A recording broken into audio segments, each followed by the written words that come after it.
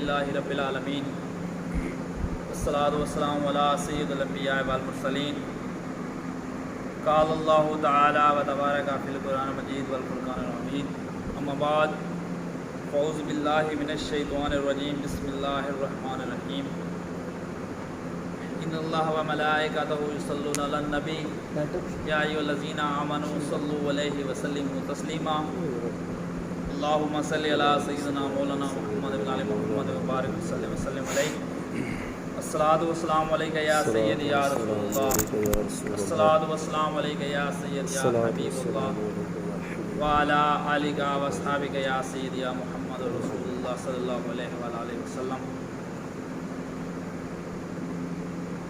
اللہ خالق کائنات کی حمد و ثنا کے بعد اللہ کے پیارے امت کے سہارے نبی اکرم صلی اللہ علیہ وآلہ وسلم کی بارگاہ میں درود پاک کا نذرانہ پیش کرنے کے بعد واجب الاحترام سامعین عزیز وقار السلام علیکم ورحمۃ اللہ وبرکاتہ۔ وعلیکم السلام ورحمۃ 18 ذوالحجہ حضرت عثمان غنی کی شہادت کا دن ہے۔ اس دن حضرت عثمان غنی کی شہادت ہوئی، ان پر بہت زیادہ ظلم کیا گیا، 40 دن تک پیاسا رکھا گیا اور ان کو اپنے گھر میں محصور کیا گیا۔ اس کے بعد 18 ذوالحجہ کی تاریخ میں ان کو شہید کیا گیا۔ ان کا بہت زیادہ مقام ہے اسلام میں، ان کا بہت کلیدی کردار ہے۔ آپ رضی اللہ عنہ نے اسلام میں بہت زیادہ کردار ادا کیا ہے۔ حضرت عمر فاروق رضی اللہ عنہ کے بعد آپ کو خلافت ملی۔ اس کے بعد 11 سال تک تقریباً آپ نے اس خلافت کے منصب پر رہے۔ حضرت عثمان غنی کو ذو النورین کے لقب سے بھی پکارا جاتا ہے۔ ذو النورین کا لقب اس وجہ سے کہ آپ کے گھر میں جو آپ کی بیویاں تھیں وہ نبی پاک صلی اللہ علیہ وآلہ وسلم کی بیٹیاں تھیں۔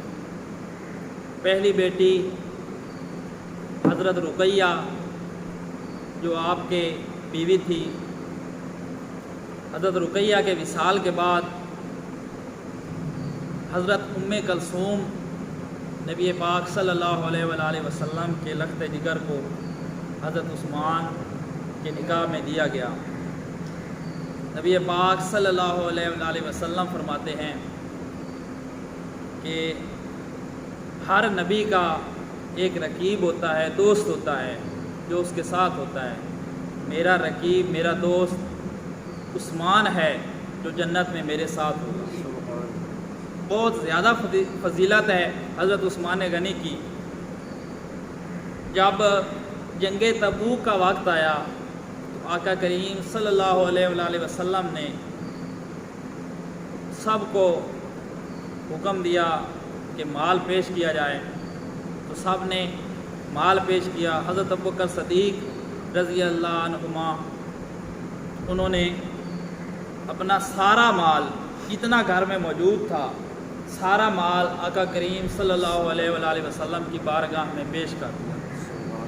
حضرت عمر فاروق رضی اللہ عنہ انہوں نے آدھا سامان گھر رکھ لیا اور آدھا آپ صلی اللہ علیہ وسلم کی بارگاہ میں پیش کر دیا۔ اور حضرت عثمان غنی جن کو غنی کا لقب اسی وجہ سے دیا گیا ہے کہ ایک تو دولت مند تھے اور بہت زیادہ سخاوت کرتے تھے، اسلام میں بہت زیادہ انہوں نے کردار ادا کیا ہے، جتنا بھی، چاہے وہ خرچ کے لحاظ سے، چاہے وہ قربانی کے لحاظ سے، خون کے لحاظ سے، انہوں نے بہت زیادہ اسلام میں کردار ادا کیا ہے۔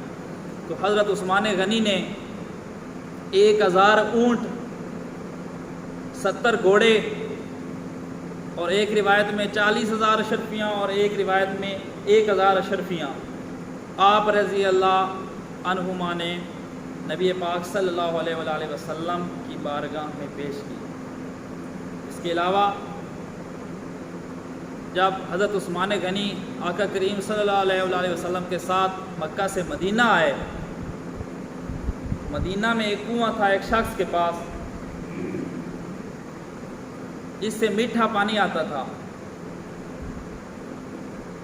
آقا کریم صلی اللہ علیہ وآلہ وسلم نے فرمایا اس بندے سے کہ تم یہ کنواں مسلمانوں کے لیے وقف کر دو، میں تمہیں جنت میں حوض کوثر کی ضمانت دیتا ہوں۔ تو اس بندے نے کہا کہ میرا گزارا نہیں ہوتا، میرے چھوٹے چھوٹے بچے ہیں، میرا گزارا نہیں ہوتا۔ تو یہ بات چلتی ہوئی حضرت عثمان غنی کی بارگاہ میں پہنچی۔ آپ رضی اللہ عنہ نے وہ کنواں خرید کر آپ رضی اللہ عنہما نبی پاک صلی اللہ علیہ وآلہ وسلم کی بارگاہ میں حاضر ہوئے اور عرض کی، یا رسول اللہ صلی اللہ علیہ وآلہ وسلم کہ اگر وہ کنواں میں خرید لوں تو کیا مجھے بھی جنت میں حوض کوثر کی ضمانت مل سکتی ہے؟ تو آقا کریم صلی اللہ علیہ وسلم نے فرمایا ہاں تمہیں بھی مل سکتی ہے۔ تو حضرت عثمان غنی رضی اللہ عنہ نے فرمایا کہ میں نے وہ کنواں خرید لیا ہے اور مسلمانوں کے لیے وقف کر دیا ہے۔ اسلام میں جتنی بھی قربانیاں دی گئی ہیں، اس مہینے میں حضرت عثمان غنی رضی اللہ عنہ کی قربانی سب سے بڑی قربانی ہے کہ انہوں نے اسلام کے لیے یہ قربانی دی۔ اور آقا کریم صلی اللہ علیہ وسلم نے فرمایا کہ عثمان تمہیں ایک ایسا لباس دیا جائے گا جو تم اتارنا نہ، اشارہ دیا، وہ خلافت کا اشارہ تھا۔ جب حضرت عثمان غنی رضی اللہ عنہ کو محصور کیا گیا ان کے گھر میں، اس وقت بہت زیادہ کوشش کی گئی کہ آپ خلافت کو چھوڑ دیں، ہم آزاد کر دیں گے، آپ کی جان بخش دیں گے، لیکن حضرت عثمان غنی نے کہا نہیں، میں خلافت کو نہیں چھوڑوں گا۔ کس وجہ سے؟ کہ اللہ کے نبی نے فرمایا تھا کہ تمہیں ایک لباس ایسا دیا جائے گا عثمان تم وہ لباس اتارنا نہ، کہ خلافت تمہیں دی جائے گی تم خلافت کو چھوڑنا نہ۔ اللہ کے نبی نے ایک اور جگہ پہ بھی فرمایا ہے کہ عثمان بہت زیادہ حیا کرنے والا ہے اور فرشتے بھی عثمان کا حیا کرتے ہیں۔ اتنی زیادہ فضیلت ہے کہ اللہ کے نبی کی 2 لخت جگر حضرت رقیہ اور حضرت ام کلثوم آپ نے حضرت عثمان کے نکاح میں دی، اور حضرت عثمان نے اپنی دولت کو نہیں دیکھا، اپنی جان کی پرواہ نہیں کی کہ میری جان یا میری دولت ضائع ہو جائے گی۔ انہوں نے اسلام کے لیے سب کچھ قربان کر دیا، اپنی جان، اپنا مال، سب کچھ اسلام کے لیے پیش کر دیا۔ انسانیت بھی یہی ہے کہ ہم اپنی زندگی اللہ اور اللہ کے رسول کے حکم کے مطابق گزاریں۔ ہم یہ نہ سوچیں کہ اگر ہم دین کی راہ میں پیسے خرچ کریں گے تو ہمارے پیسے کم پڑ جائیں گے، بلکہ اللہ خالق کائنات اضافہ فرمائے گا، برکت فرمائے گا۔ اور اپنی جان بھی پیش کریں، مال بھی پیش کریں اللہ کی بارگاہ میں، اور کامیابیاں دیکھیں، اللہ خالق کائنات آپ کو کامیابیاں نصیب فرمائے گا اور آسانیاں ملیں گی۔ حضرت عثمان نے یقیناً اپنی ساری زندگی دین کے لیے وقف کی۔ نبی پاک صلی اللہ علیہ وآلہ وسلم نے آپ کی شہادت کا پہلے ہی بتا دیا تھا۔ نبی پاک صلی اللہ علیہ وآلہ وسلم ایک دفعہ احد پہاڑ پر تشریف فرما تھے، حضرت صدیق اکبر بھی تھے، حضرت عثمان غنی، حضرت عمر فاروق بھی ساتھ تھے۔ اس وقت پہاڑ جو ہے وہ لرز اٹھا، کانپنے لگ گیا۔ اللہ کے نبی نے فرمایا اے احد رک جا، تیرے اوپر ایک نبی، ایک صدیق اور 2 شہید کھڑے۔ اللہ کے نبی نے اس وقت بشارت دے دی تھی کہ حضرت عثمان نے شہید ہونا ہے۔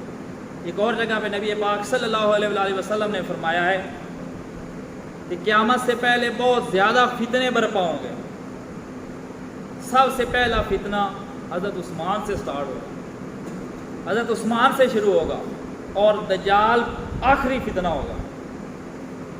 آج موجودہ دور جو ہے یہ پرفتن دور ہے، ہر طرف فتنے، فسادات، شیطانیت، فحاشی، یہ ہمارے توق میں ہے، توق کی طرح ہمارے گلے میں۔ اس دور میں اگر ہم فحاشی سے بچنا چاہتے ہیں، شیطانیت سے، فتنے سے، اللہ کی کتاب کو تھام لیں۔ اللہ ہمیں قرآن مجید میں کیا ارشاد فرما رہا ہے، نبی پاک صلی اللہ علیہ وسلم کی حدیثوں کا مطالعہ کریں اور دیکھیں، یہ تاریخ دیکھیں کہ انہوں نے کتنی زیادہ قربانیاں دی ہیں اسلام کے لیے۔ آج ہم اپنے گھر میں بیٹھ کے پتہ نہیں کیا کیا کچھ کرتے ہیں، لیکن مطالعہ کریں کہ یہ اسلام ہمیں کتنے خون سے ملا ہے، کتنی قربانیوں سے ملا ہے۔ آج جو ہم نخرے کر رہے ہیں، دین پر چلنے سے ہمیں اکتاہٹ ہوتی ہے، ہمیں قدر نہیں ہے، کس وجہ سے؟ کہ ہم نے قربانیاں نہیں دی۔